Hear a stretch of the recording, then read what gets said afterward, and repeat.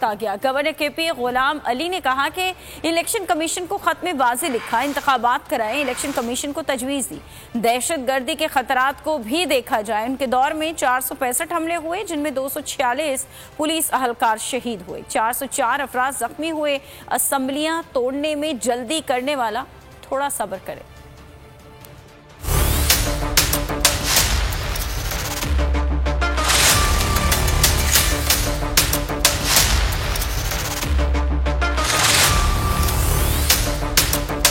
झूठ की सियासत रियासत के बारे में करना, ये मेरे ख्याल रियासत के साथ गद्दारी से भी ज्यादा जुर्म है कि अब झूठ की सियासत का खात्मा आ गया। मैंने उनको खत में लिखा वाज़ेह कि आप इलेक्शन कराएं। इलेक्शन आइन के आर्टिकल फलाना फलाना फलाने के नीचे जरूरी, लेकिन नीचे 2 लेनों की एक तजवीज़ दी, 465 और आपने असम्बलियाँ तोड़ी। जब इतनी जल्दी कर रहे थे, अब जरा सब्र करो।